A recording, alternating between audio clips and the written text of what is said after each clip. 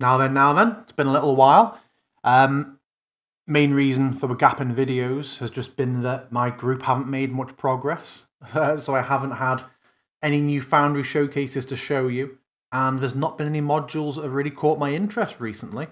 I'm going to go and revisit a few. Tonight's video is mainly going to be about the Amber Temple. My group in Curse of Strahd. My group haven't completely finished it yet, but they are getting very close and are so far through it that really there's nothing they can be spoiled if they find this video before we finish. So I thought we would jump in and go through that. I'm not going to give an estimate on how long this video will be, because what I've learned from Berez and Selenka Pass is what I think will be a quick video ends up being a long one, and what I think is a long video ends up being a very long video. So in my world, I have duplicated my 2 Amber Temple scenes, only because I don't want to. I had to go and put things back in to show you, because obviously my group's adventure, they've had an effect and gone through it all. We have the good James RPG art. A disclaimer for this video as well. I'm going to reference quite a few things I've done differently in my campaign. I've taken a lot of the works of particularly Lunch Break Heroes when it comes to the Amber Temple. Also, some knock-on effects and some changes from Mandy Mod and Dragna Carter. So thanks to all of them for their excellent work on it. This is the James RPG art, which, as you'll know, I like to use for splash screens. I've turned the light up because in my campaign, it is still a permanent night in Barovia. I won't go through the whole why again if you've been watching my previous videos or if you watch my weekly campaign, but it is a permanent night, and something I wanted to do was put like an aurora effect, like a red and purple aurora over a lot of the higher part of Selenka. So in my Selenka Pass video, I touch on that quite a bit. And I've also implemented that in our first Amber Temple map, just on the outside portion. I put the same effect on, so when my group are arriving, they still have the effect of the aurora over all of them. So, Amber Temple's obviously huge, and it is very complex. I had a lot of fun with Foundry in here. I would say it's probably the most use and fun I've gotten out of Foundry and Curse of Strahd so far. I mean, Ravenloft will just be crazy. But yeah, this has been the best place. It's been up there for the Berez. Berez was great for that creepy, lost atmospheric. This place has just scared my players a lot. So again, I'm not going to go through how Amber Temple is run in terms of Curse of Strahd. If you're watching this, I'm going to be touching on Foundry features and how I used them, but the assumption will be that you're familiar with the Curse of Strahd campaign. So, arriving at the temple, as always, I like, just for my own benefit, I have typed up all of the journal entries and the map pins. I like to do that manually. I know there's places you can get it and copy and paste it from, but I do like to manually type it because I think it helps me learn the module as well. So I do that with all the modules I do. I very deliberately used in fact, what I'm going to do is I'm going to zoom out and show you all of this, and then I'm going to put the lights on. And I'll go back to it being dark later. I'll put the lights on so I can go through and show you what we did, and there's a bit more visibility. I didn't really want my players to go through the main entrance, because I feel like that's actually a bit of an anticlimax, because we just go stepping in and they're in the hall and there's not actually that much threat straight away. My group knew they were chasing a group of mountain folk who they were trying to find here.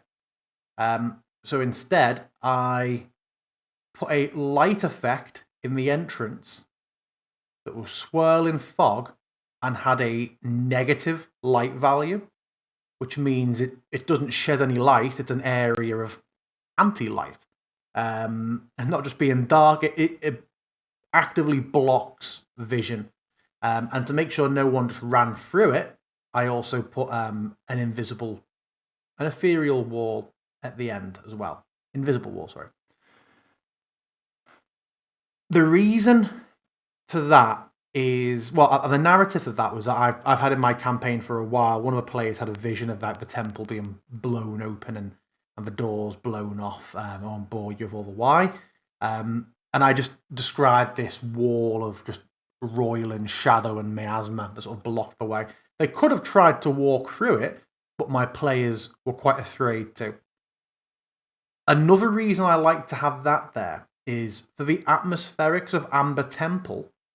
This is a map where I think you should add your players' tokens on beforehand, because what I like to do for here is reduce everyone's vision. And I also reduced the potency of dark vision and all light spells other than the Sun Sword, mainly because my Sun Sword was here in my game and I wanted it to feel like a great boon, just to really give the impression of just the evil and the dark of this place, just crushing in and oppressing them, so even their magic or their skill doesn't work quite as well as it used to. Torches burned a little dimmer, just increased the spookiness of the place. I put torch effects in here, and I put an extra one in here. I know there isn't a torch sconce here, but just for the effect of having it be noticeable from outside, I just put an artificial, another light source in here, with the hope that to the players, and it did, with the hope that it would just look like natural torchlight spilling out of the cavern. If I wanted a torch in here to carry all the way out, it would be very, very bright. So I think this worked well for my players, noticing just torchlight coming in, and as they sort of forced their way through, they didn't really question where this light was coming from. It all seemed to work very well. I put a group of forest folk in here. I've combined a few different sources and the main book, and basically had this be a group of mountain folk from Yedrag, the settlement on the mountain from Dragon of Carter's Guides. And they come up here for like a rite of passage sort of meditation. As it decided in my campaign, it ended up being called, they called it the Dream Hall. It was just this one room they went in. They didn't go beyond this room because they knew that invited death. And I had it that they knew they had to come here and meditate for a few days and maybe tested, and they'd hear voices, which obviously is the dark powers, and they'd leave. One thing I forgot to do before we start on this video is there's obviously a lot of blood on the floor in here. My players did not see this for a long time because I had all of this blood set to be hidden. These are just blood tiles from map assets, and I went through and I had hidden all of them. So my players never knew that blood was there. Lunch Break Heroes, I think it is, had in his guide how one of these mountain folk, for me, it was this one. They do all have names in mine. I just change the token so my players don't see their names straight away. Depending on how long you're at Amber Temple, the longer you're there, the more sick and disoriented one of them will seem. And eventually, the way I had it is when my players came back here. In fact, they left it quite a while, and they weren't really interested in coming back here. So in terms of time, I had triggered it that one of them had succumbed and become the thrall of Drizzlash. Drizzlash, you'll know, is Drizzlash the Nine-Eyed Spider, one of the dark powers in here. So I used soundboard while they were adventuring downstairs. They met the mountain folk, couldn't get much conversation out of them because the mountain folk thought they were visions, trying to test them. So did their best to ignore them. But I just played. Now, I haven't checked. I don't know how loud this scream is going to be, sorry, because I didn't test my volumes properly before this. I might regret this. Where is the scream? It sounds more like a kettle. So I played that, and my group very quickly worked out it must be the tribes folk. I mean, as we were running upstairs, in preparation for them running upstairs, I deleted all the tokens, except the wolf. The wolf was a bit of a clue that. Well, basically, I deleted all of these.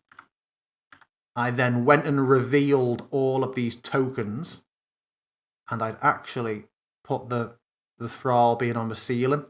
So the way I described it is I locked the door, but told my players it was locked for narrative purposes. They could open it. And I basically had the wolf going berserk and like forcing the door shut. So as the players kind of push back, they just see like the wolf and this room of just eviscerated people. And they obviously think the wolf has done it. And then very quickly they realise the wolf's keeping them out because this thing was on the ceiling.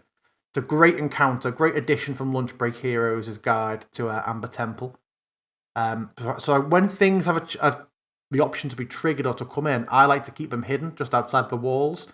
Because, yeah, I could go digging through all journal entries at the time and pull them out. But this is a nice visual reminder you need them, and they're very close to hand. So when this reaches half health, a spider bursts. Spiders can burst out of it. So I have them ready just to bring in, unveil, and add into the action, into the initiative count if needed. So yeah, I really like that. Heading out into the corridor. I used Hay Wait a lot on this map.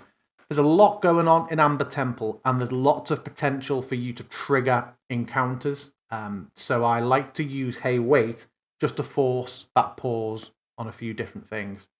I don't like the moment being ruined by players just running ahead. So most rooms had a Hay Wait trigger in here.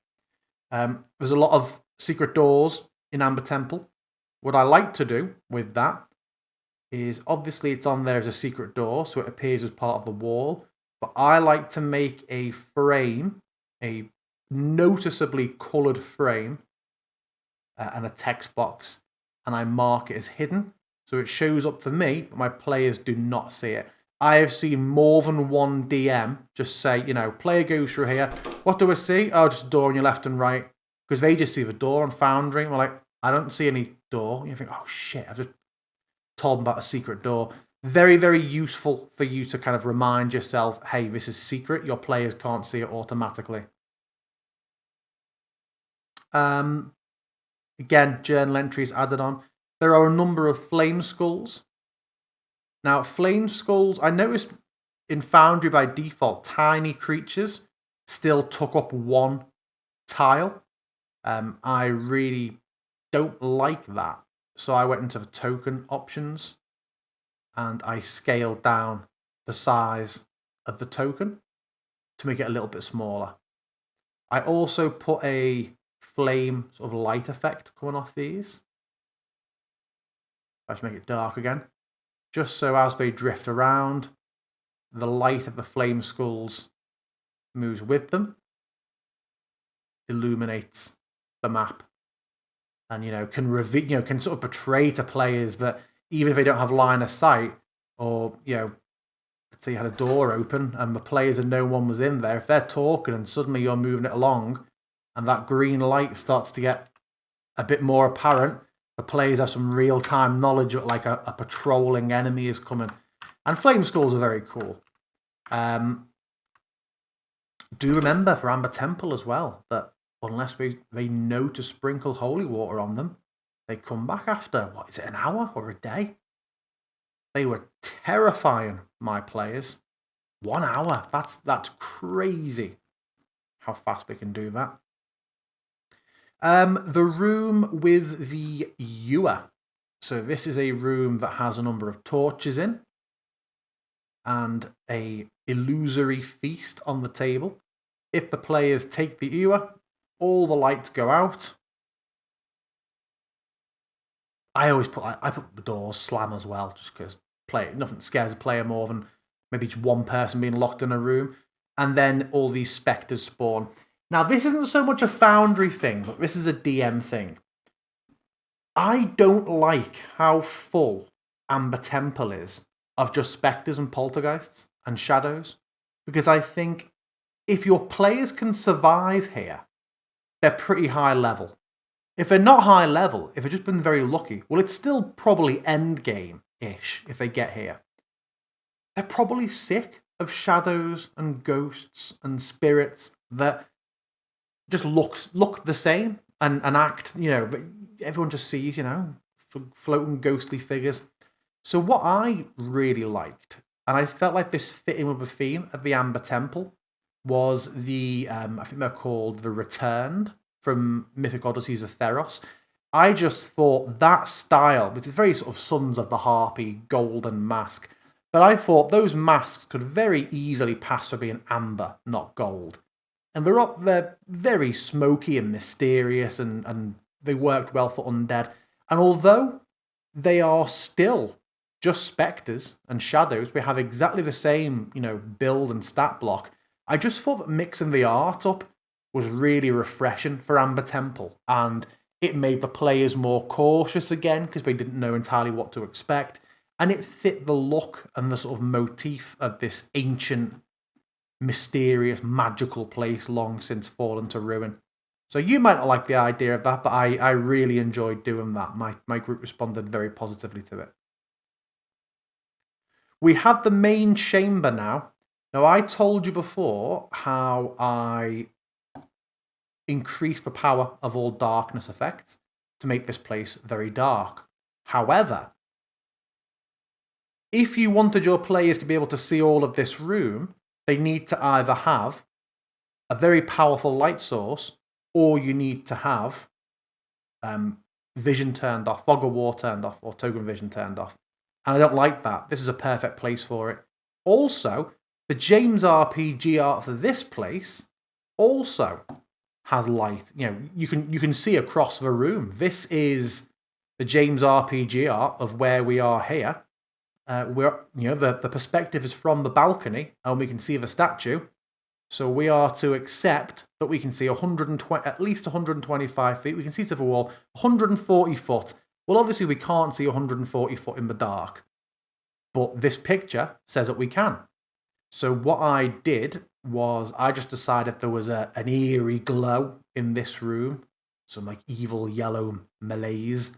So I just put a very faint, slow moving, low color intensity, like yellow swirling fog in here.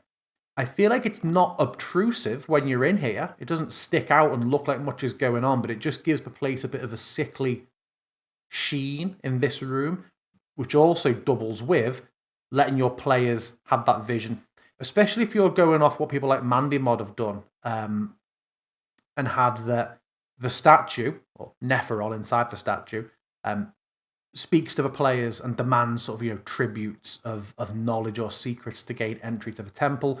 That conversation will probably take place, I imagine, on the balcony or on the stairs. So they need to be able to see it. These entrance rooms, not particularly interesting. Let me just go back to being fully lit. Again, I have my journal entries. I moved, again, I won't bore you with the details of my campaign, but Ludmilla had taken up residence here in the Amber Temple, unbeknownst to Strahd. So my group found her chambers that had a couple of MacGuffins in that we've been looking for, including Mordenkainen's book. Now managed to find it. Out here, we obviously have the hole that drops down to one of the amber vaults. Because there were 3 flame skulls down there, I just had a bit of that same light effect from the flame skulls located in here. Just as a bit of a hint. Again, similar to the secret doors, I like doing this. I like putting just notifications for myself off to the side to remind me of things, because as you'll know, when you're DMing, you're juggling and remembering a lot of things whilst everybody's talking. So it can be very easy to forget things. I don't think there's any harm in keeping notices off to the side. Just remember, double, triple check to hide them. There's nothing more annoying than if your players see them. But I use these liberally, because the mark of a good DM isn't memorizing the entire module back to front. It's knowing how to get the most out of the tools that you've got. This, for me, is perfect. That's much better than me having to have written down post-it notes or written in my OneNote or my session notes. Remember this, because in the moment, I might not be looking over at my other screen. I might be looking at here and what's happening. My players I think my players did start arguing here, and I wasn't off looking in notes saying, oh, if they do this, it was great to go, oh yeah, these flame skulls And again, I like to keep the tokens here, convenient for me, are able to move over. One of my players is very resourceful, and he keeps doing things that seem great at the time, but then I realise are just making work for me. He now has spider climb. I wouldn't have thought that was a big deal at the time, but the way he travels now, he's got so in the headspace of having spider climb that he's just doing things with the geography and the layout of places that is a nightmare for me. So I'm always having to keep them in mind. This is a hole that can drop down into one of the amber vaults. Now, I'll talk about this more later, but if you recognise it from previous videos, you will see that I have a multi-level tokens box in here, so that the players can be teleported to what I call amber drop hole. Now, what I don't want is for a player to just step over it jokingly or, without realising it. I'm not the sort of DM who's going to go, no, you click there, you've fallen down the hole. Because obviously someone's not just going to walk off a ledge, a character. But I don't want someone to be teleported down into the amber vault and go, whoa, what the hell is this? Oh, there's flame skulls. Oh, there's big... No, never mind, we're not going in there now. Quite annoying. So I set up a ring of invisible walls around a lot of holes and ledges. My players can see through them or see over them. Or if they, describe, I want to stand on the edge and look down, well, I can just, ask for a perception check and describe that. But if they decide, as my cleric did, I want to use spider climb and basically walk into the hole and head down, well, I can just drag his token through that wall then and he's teleported. I find it really disappointing when I have an idea in my head that something will be very cool in a session, and then a player basically ruins it by being a bit too click happy or triggering something they weren't meant to. So it's great, it's convenient having that teleporter there, but I just, in this example, would like the control of saying, okay, I'm going to move you into that. Next, we have our cracked corridor. The doors to here, this is to the lecture hall where Vilnius is hiding. I think I did originally they were quite loud in the corridor and they were fighting the golem. So I had it that Vilnius was aware and was hiding from them behind the lectern. So I had a bit of terrain sight on that, as you can see. I had him roll a stealth check until my players noticed he was hidden down there. I also put the book describes like a lanthorn with red light swinging from the ceiling. So I set that effect on just so that it's lower the light again.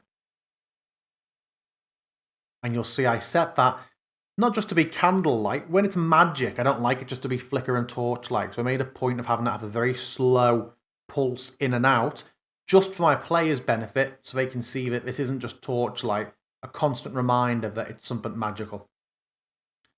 Our golems, remember, just from a VTT point of view, the golem upstairs starts off damaged, so it isn't at full health.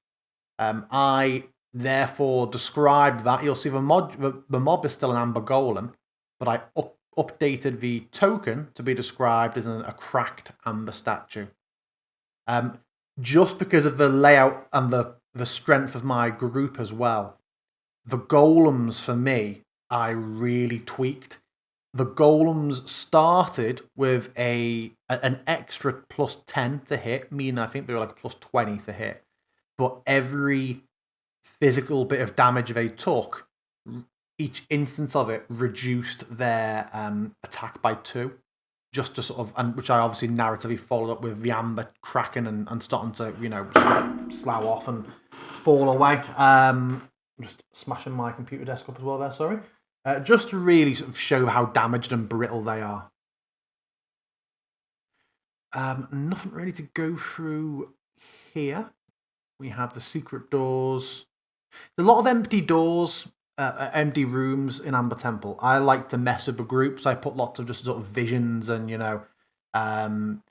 what they thought were NPCs, like Rahadin was behind one or Ludmilla was behind another. And the first time it happened, the barbarian just blew a rage straight away, trying to leap and grab them, and he passed straight through them. And then they heard, like, through the soundboard mod, they heard like one of the dark powers laughing. Hang on, was it I actually did the laugh myself through voice mod, just to mess with them. It was a good place for getting creeped out. They still haven't found this. I'll come back to that later. In terms of walls, again, the two ledges, I feel like particularly this one, you could be forgiven as a player for not realizing that is, I think, a 20-foot drop, maybe even a 30-foot drop, and just trying to walk over it. So once again, I like those invisible walls just to reinforce that I can't walk through here. Oh, that's a 20-foot drop. Do you want to drop down? Do you want to climb? Exophanta's chambers. So let's put it back to darkness. I had Exophanta in here. The secret doors through to the library. The torchlight effects on. The library itself, I did quite a lot of changes with. Quite a lot of Foundry stuff with. So now you've seen the lights, I'll put them back on. It needs to be a quicker way to do that. The Amber Temple Library is a place of significant research, as you'll know.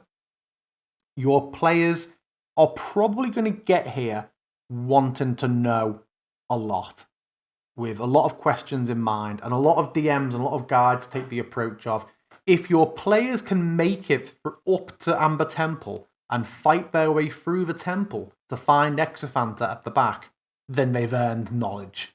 Unless they attack Exophanta, it's kind of safe in the back, and it can be a bit of downtime. My group took 17 sessions to get up the Solenka Pass. I'm running one of the world's longest Curse of Strahd campaigns, 121 sessions at the time of this video. We play weekly for 3 hours. My group are big talkers, big researchers, big RPers. They love the backstory and the world and making more work for themselves. So they came here with a shopping list of things that they wanted to know, wanted to research, wanted to ask Exophanta.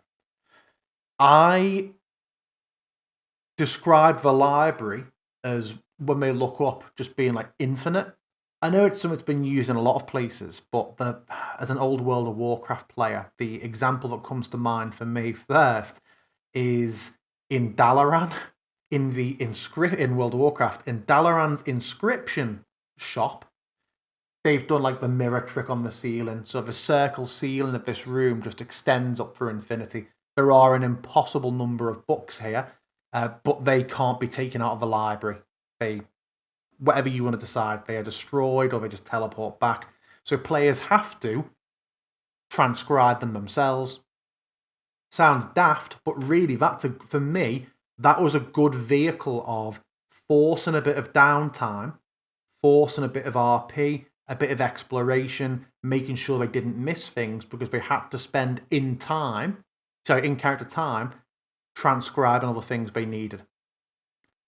I am running the Fanes, which is a big Mandy mod. A lot of people touch on it. Mandy mod really fleshed out the Fanes of Barovia. The Swamp Fane, Mountain Fane, Forest Fane. Strahd desecrated them. They need to be reconsecrated. So in addition to obviously my library journal entry, I added another one where I have put some significant books in here. Now, I knew my players would surprise me with things that they asked for. One of the players straight away was like, have you got a book on how I can speak the Druidic language of the mountain folk? It's like, yeah.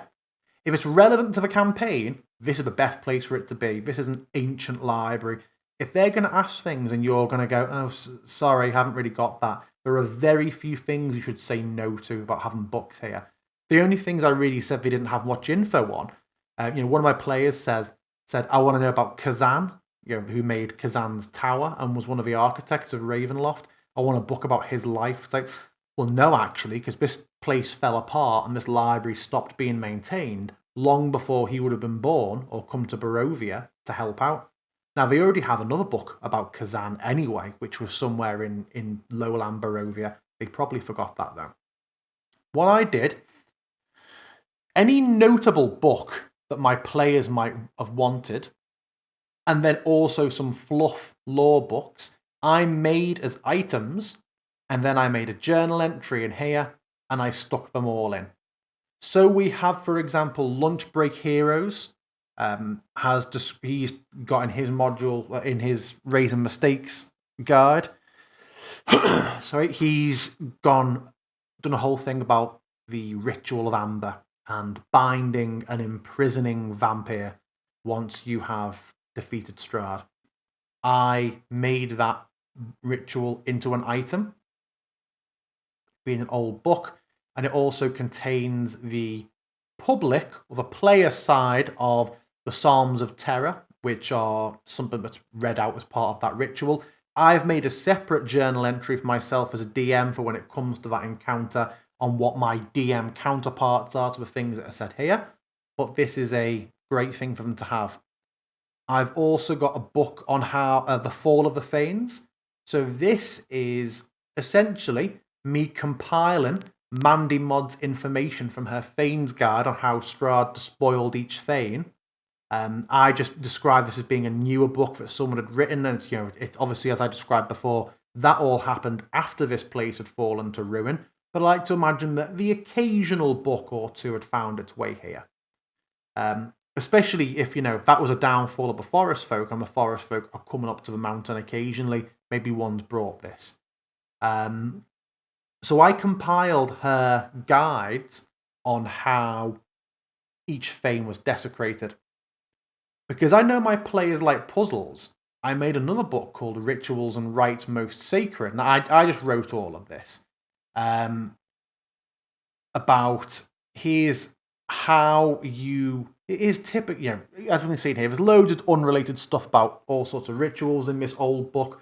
But there's a section you might be interested in on how to reconsecrate sites.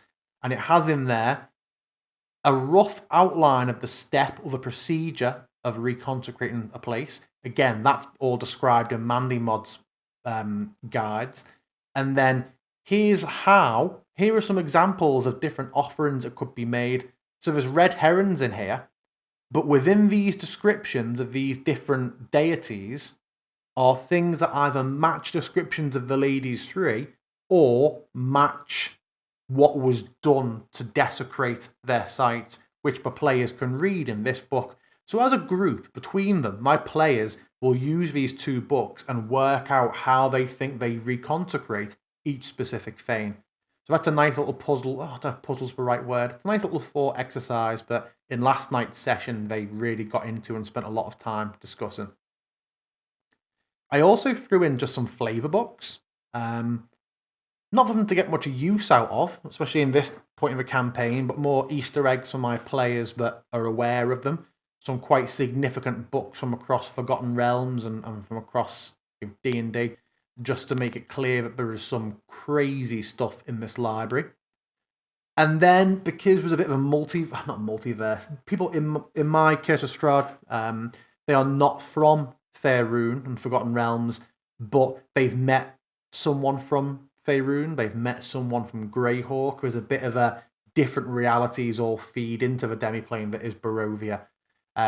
So I love the Baldur's Gate games, and there is and those games 1 and 2 are filled with fluff lore books everywhere. I found a fantastic website where someone had basically uploaded in plain text all of the different books from across the games.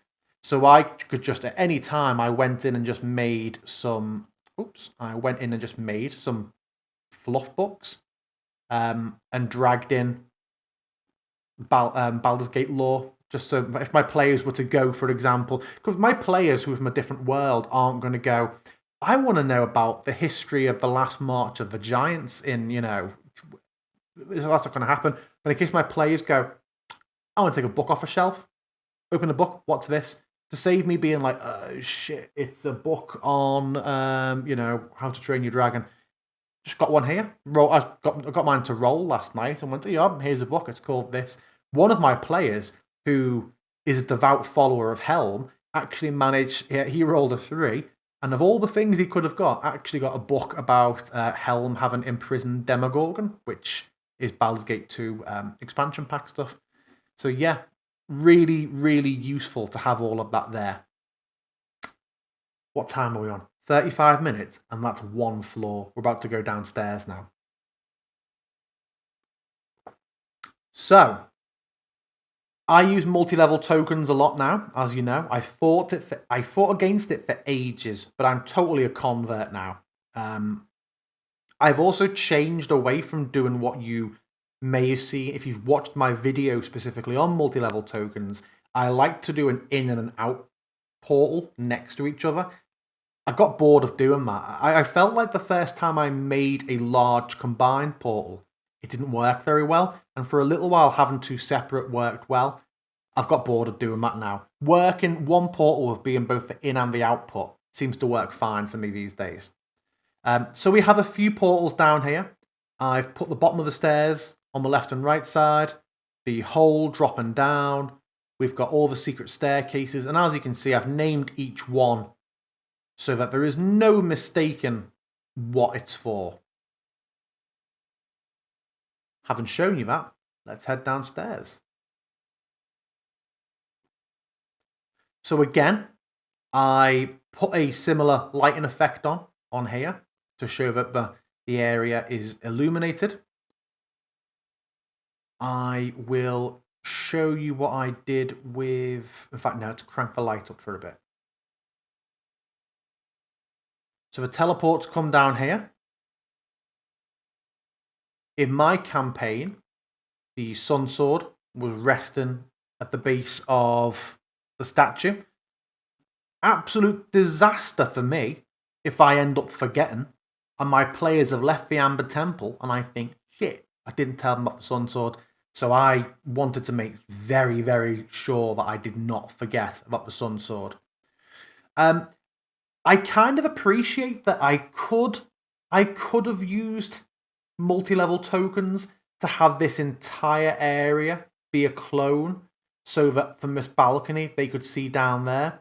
I felt like in this instance it was such a big area that it's a lot of hassle. So yeah, you might disagree and want to do that, but for me, I just didn't like it. I might do that in the future when overhead tokens come in or are a bit more reliable, so I could also have them pass under the balcony. We'll see.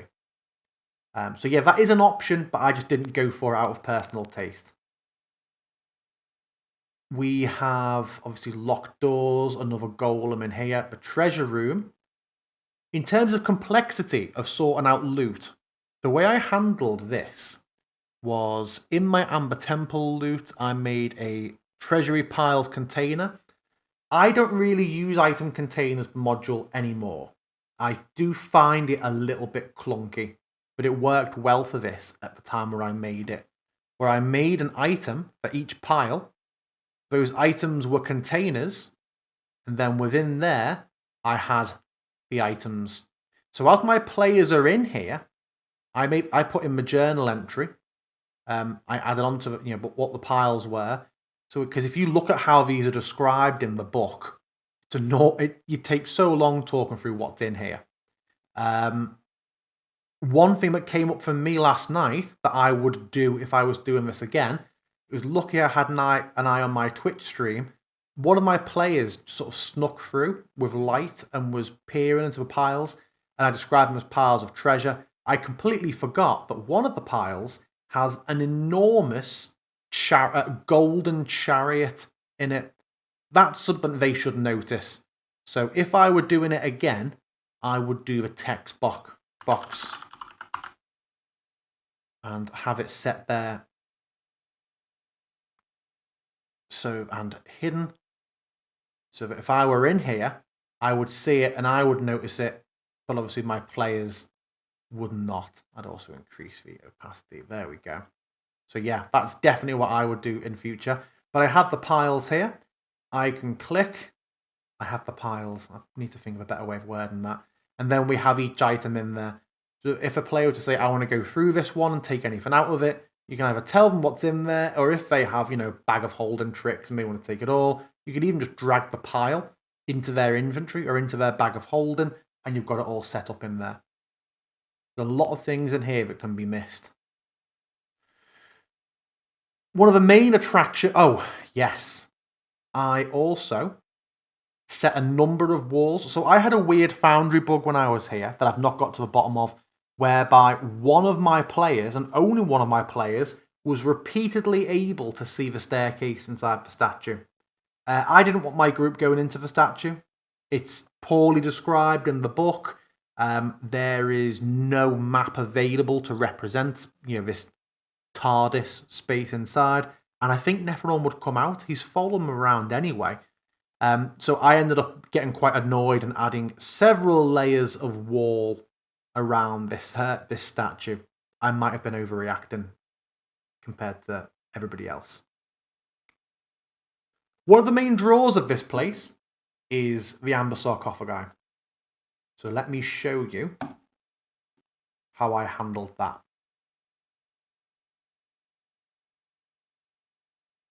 I went with very much a cosmic horror vibe with my dark powers as well. So I put a very low, very gently pulsing amber light. What I also did was on the sounds tab, I set, if I pick a player, do I have Harry Human? Now, I'm not sure if you'll hear this with the volume of the video. Let me just make it extreme. Just low-level whispers, just to really set in what they're hearing in the rooms. Just being very uncomfortable. I didn't have it set so that all my players could easily interact with every dark power, because it is a campaign breaker when a lot of groups turn up at Amber Temple and just walk through and just go for a picnic of dark powers and come out like the edgiest RP character ever with all these dark gifts and all these, horns and claws and fur. So I, again, with my campaign being long and slow, I have been having one dark power reaching out to each player for like the whole campaign so far. So there's a lot of high stakes in my Amber Temple and a lot of big decisions being made and sort of destinies being changed. The other ones are there, and I had it that with a sufficiently high Arcana or sufficiently low Wisdom check, if they sort of touched the sarcophagus, they could interact with the dark power within. The way I wanted to do that was, so again, if I click image, my players can't see this yet. Again, I went for very dramatic cosmic horror art, but I just had very, very grand and impressive narratives ready for the ones that were meant to be interacted with. And again, with being cosmic horror, they were just about scale and just this infinite size and how insignificant the players were and how I'd never seen anything like it. So I used a very cool piece of music I like very much from World of Warcraft, which is the music that this is very specific. I can't remember what the name of the campaign was, but before every World of Warcraft expansion, they quite often do a series of minis, and the one before Battle for Azeroth was Sylvanas and Ajara.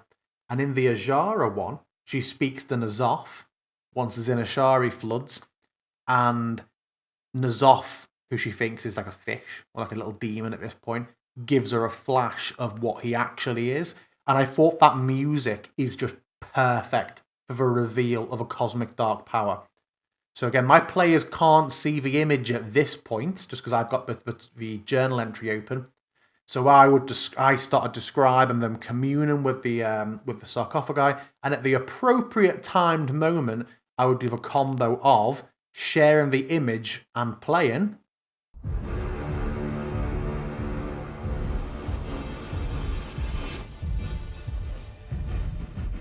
And it's just the most amazing music. In hindsight, I really hope that YouTube doesn't copyright mute just that section, because otherwise there's a lot of build up to me telling you about cool music and then just silence of me going. So that had a massive impression with my players and with my viewers. I've got about 6 or 7 weekly viewers of my campaign, which is great because I'm never trying to be like a full, a big streamer. But it's cool having the same people check in each week and be obviously very invested in how the campaign goes.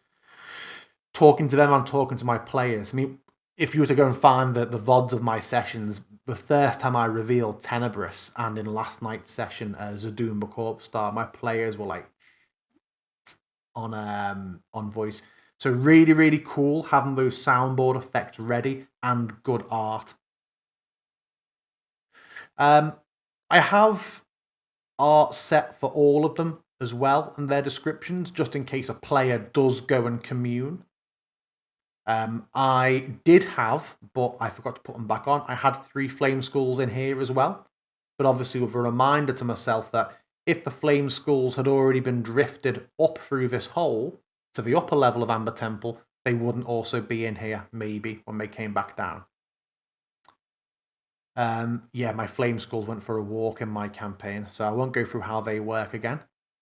I did set terrain walls on the pillars. I know I've touched on it in my Argon Vostholt video how a lot of people do not like doing that, but I love it. I just think it makes the room look more interesting when there's line of sight breakers and shadows being cast. Just adds a more strategic element. Yeah, we have more of the same vaults. And we have the same vaults, but with Norfolks in here. I like to creep my players out while they're in the temple. I would occasionally just play. I just had a creepy set of noises I was playing for them. I recently started playing Subnautica. Hadn't played it before. Great game. Highly recommend. But something that I really got into while I was playing it was how atmospheric the noises of a lot of the creatures were. So I ended up ripping a load of them just for use in this. And I took all of one of the noises that I thought was just really strange compared to just like a scary or interesting animal noise was the noise that the crab squids make. So I just started playing one of those occasionally. I acquired a number of sounds that I called Frost Eldritch.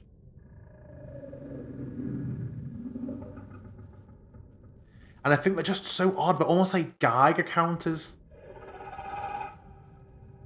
And I think because it's an underwater game, just that deep echoey effect on them worked really well with either just the snowy, empty blizzardness of Vaselenka Pass or this dark, oppressive, evil temple.